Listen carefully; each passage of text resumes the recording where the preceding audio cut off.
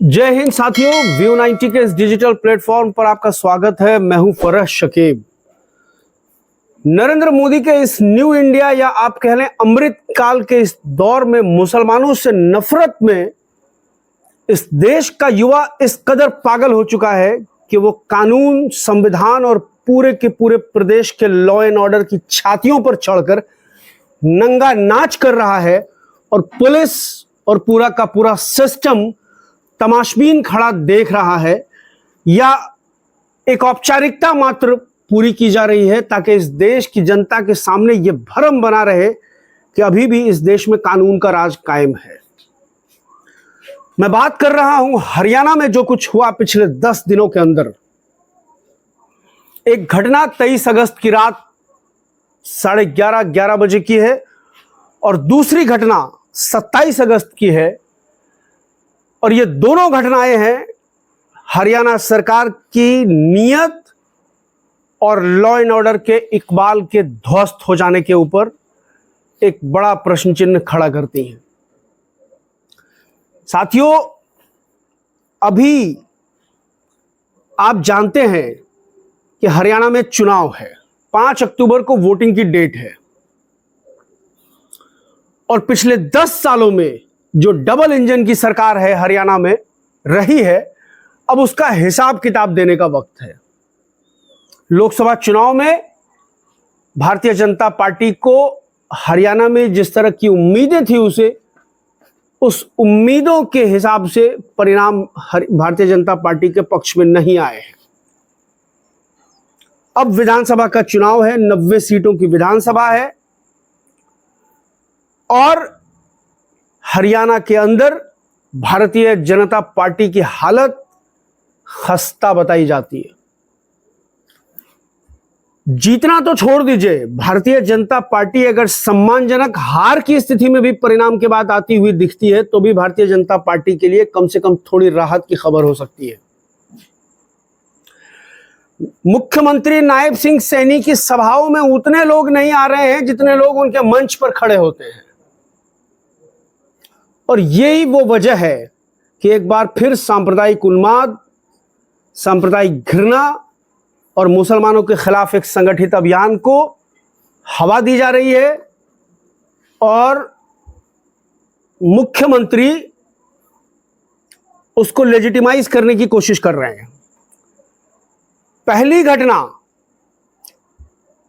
जो public domain में आई है वो साबिर मलिक की हत्या होती है चरखी दादरी में। गौ मांस के शक में एक भीड़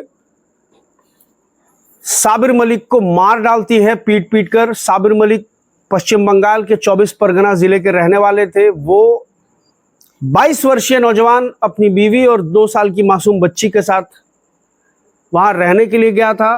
कबाड़ का काम करता था, कूड़ा बीनने का काम करता था, और उसके बाद 27 अगस्त को इन कथित गौ गुंडों को यह सूचना मिलती है कि वो परिवार गौमांस बनाकर खा रहा है या गौमांस पकाकर खा रहा है। उसके बाद उसको बुलाया जाता है और सरे बाजार दिन दहाड़े लाठी डंडों से पीट पीट कर उसकी हत्या कर दी जाती है। मुख्यमंत्री से जब सवाल किया जाता है तो मुख्यमंत्री कहते हैं कि गौ माता जो है हमारी आस्था का विषय है, और गांव में लोग भोले भाले होते हैं, अगर ऐसी कोई अफवाह फैलती है तो फिर उसके बाद उस प्रतिक्रिया को या उनको कौन रोक सकता है। आप समझिए मुख्यमंत्री के बयान के मायने। और एक दूसरी घटना है जो साबिर मलिक की हत्या से पहले की घटना है, लेकिन वो पब्लिक डोमेन में साबिर मलिक की हत्या की घटना के बाद आई है। यानी वो 24 घंटे पहले लोगों को पता चला है कि 23 अगस्त की रात को फरीदाबाद में दिल्ली आगरा हाईवे पर, यानी महज देश की राजधानी दिल्ली से महज 20 किलोमीटर दूर दिल्ली आगरा हाईवे के गढ़पुरी टोल प्लाजा के पास 12वीं में पढ़ने वाले एक छात्र आर्यन मिश्रा को इन कथित गौ गुंडों ने गोली मार दी है।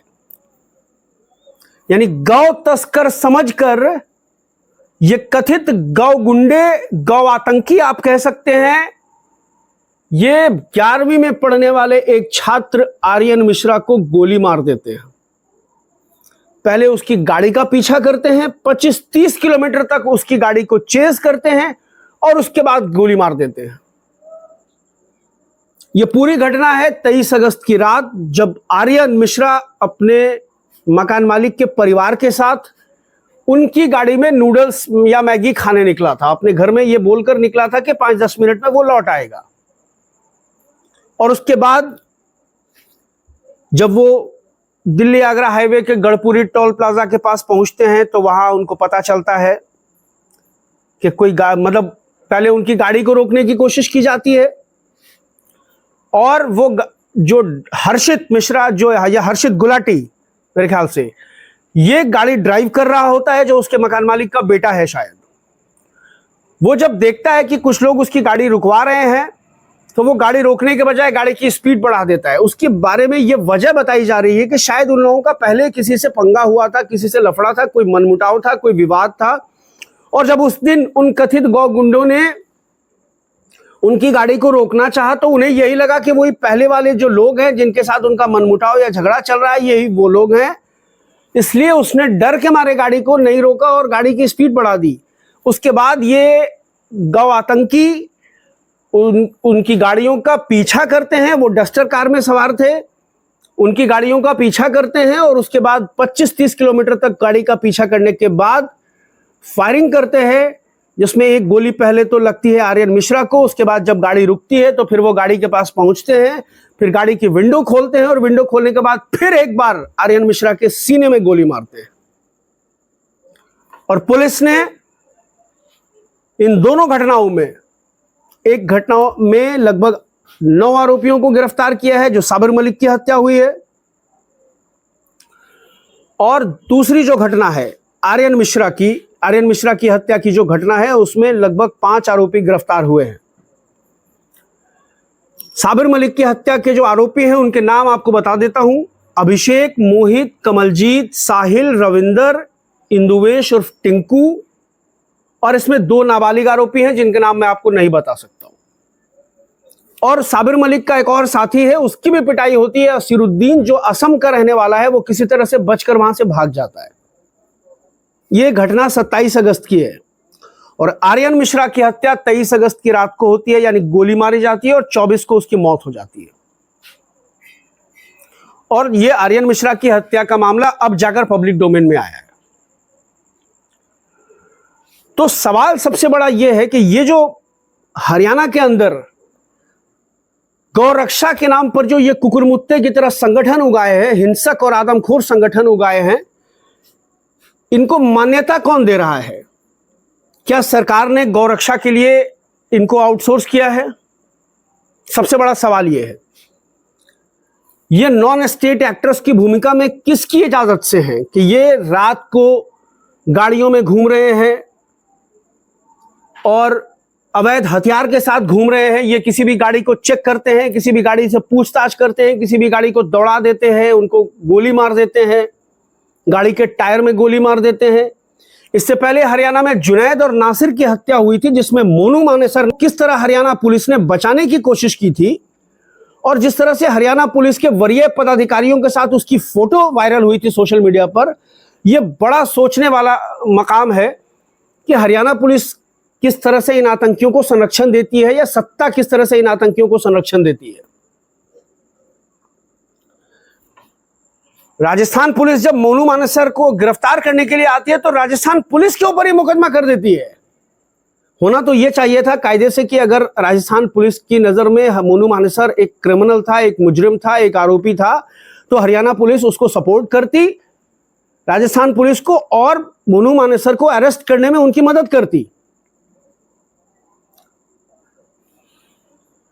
लेकिन जब वो नहीं हुआ तो उसी की परिणति है, उसी का परिणाम है ये आर्यन मिश्रा की हत्या और उसके बाद साबिर मलिक की हत्या।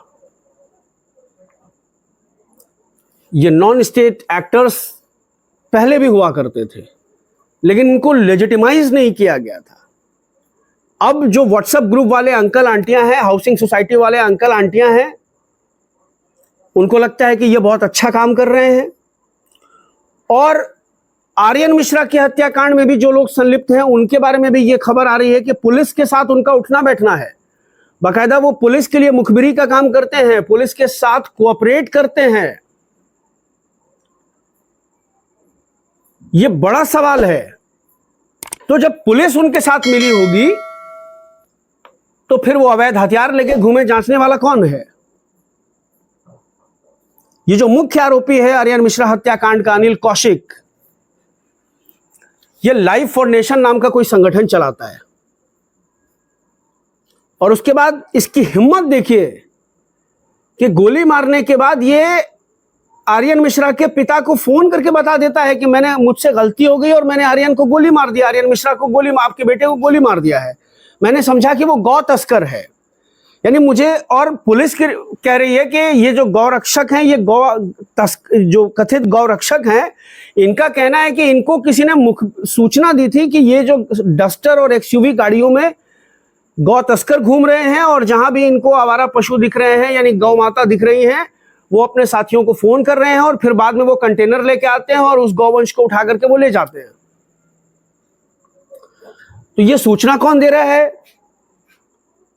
किसने इंफॉर्मेशन दिया इनको, इनकी पूरी गैंग को? अनिल कौशिक, वरुण कौशिक, कृष्णा, आदेश और सौरभ, ये जो कथित गौरक्षक हैं, वास्तव में आतंकी हैं, इनको किसने इंफॉर्मेशन दी? और उसके बाद कैसे इनको यह समझ में आया कि यही वो डस्टर गाड़ी है जिसमें गौ तस्कर बैठे हैं? उसको गोली मार दी उन्होंने, उस बच्चे को। कहीं भीड़ की जो है गौ मांस खाने के आरोप में किसी मुसलमान की हत्या कर देती है। और ये आर्यन मिश्रा भी मुसलमान होने के धोखे में मारा गया है। इसका ये जो अनिल कौशिक और वरुण कौशिक नाम के ये जो गुंडे हैं, ये जो आतंकी हैं, इनको ये पता नहीं था कि ये जिसको गोली मार रहे हैं ये तो उन्हीं का, मतलब हिंदू समाज का लड़का है। वो तो आर्यन को अयान समझ रहे होंगे, सुलेमान समझ रहे होंगे। तो जब सत्ता संरक्षण देती है ऐसे गुंडों को, तो फिर ये जो नफरत की आग है, ये किसी का घर नहीं देखती है, किसी का दरवाजा नहीं देखती है, और ये जलाने से पहले किसी का धर्म नहीं पूछती है।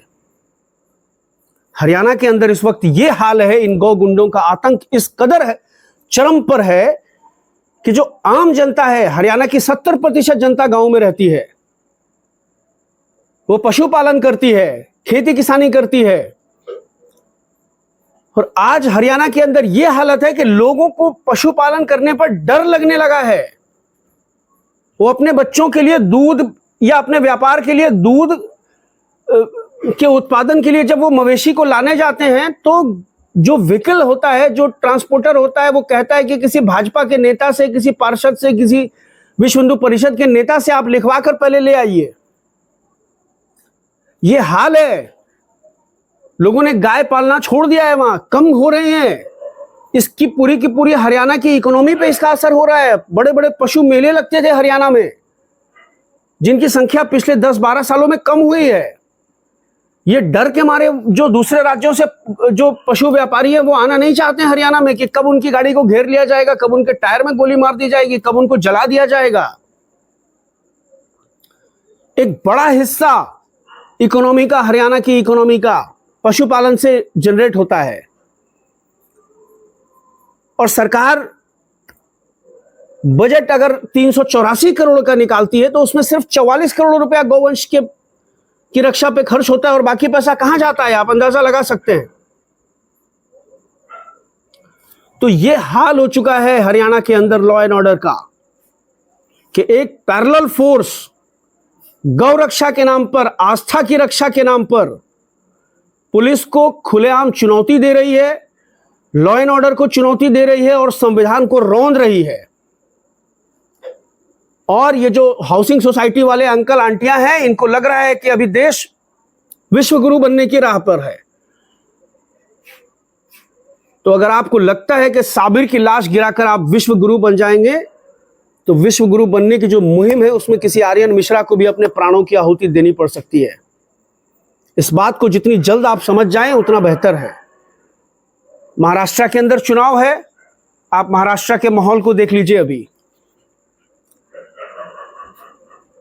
ट्रेन में क्या हुआ उस बुजुर्ग के साथ, अशरफ हुसैन के साथ। कल्याण स्टेशन के पास। और उसके बाद देख लीजिए वो भाजपा का जो लल्ला खुलेआम मंच से मुसलमानों को मस्जिदों से चुन चुन कर निकाल कर मारने की धमकी दे रहा है। और उधर विश्व गुरु वाले जो नेताजी हैं वो बुरनई में जो है मस्जिद की ज़ियारत में लगे हुए हैं। तो ये अचानक सब कुछ नहीं हुआ है।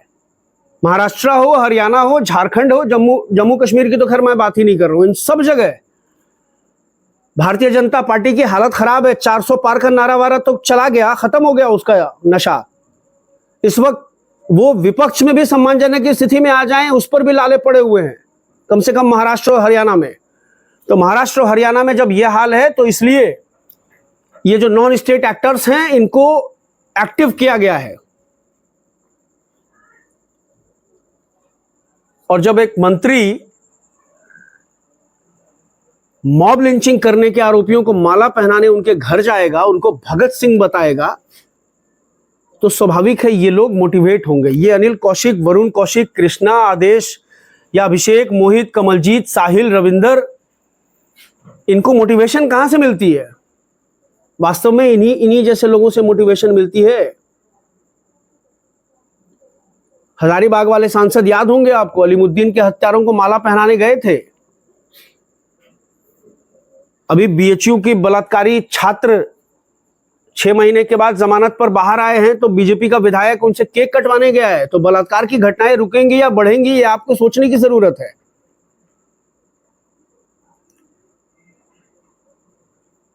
तो आपको इन पर भी नजर रखने की जरूरत है। और आप देख लीजिए, अंदाजा लगा लीजिए कि नफरत की आग को जब आप लेजिटिमाइज करेंगे, जब आप उसका सामान्यकरण करेंगे, उसको नॉर्मलाइज करेंगे, उसको ग्लोरीफाई करेंगे, तो फिर आपके दरवाजे पर यह आग कब पहुंचेगी इसका कुछ पता नहीं है, लेकिन पहुंचेगी जरूर, इतना तय है। और यह आर्यन मिश्रा की हत्या से साबित होता है। अगर उन्हें यह पता होता कि इस डस्टर गाड़ी में आर्यन मिश्रा, श्वेता गुलाटी, शैंकी, सुजाता गुलाटी नाम के लोग हैं, तो शायद वो बच गए होते। तो आपके सोचने का मकाम है कि आपने देश को किन लोगों के हवाले किया है, अपने अपने राज्यों को किन लोगों के हवाले आप कर रहे हैं, और नफरत को आप कितना आत्मसात करेंगे। नफरत से किसी का भला नहीं होता है, अलबत्ता नफरत आपका अपना घर जला देगी, ये तय है, ये निश्चित है। बहरहाल इस वीडियो में इतना ही। इजाजत दीजिए मुझे इस अपील के साथ कि मेरे इस YouTube चैनल को आप सब्सक्राइब करिए, वीडियो के कमेंट सेक्शन में मुझे अपने सुझाव जरूर दीजिए और मेरा नैतिक सहयोग कीजिए। बहुत बहुत शुक्रिया। शुभ रात्रि।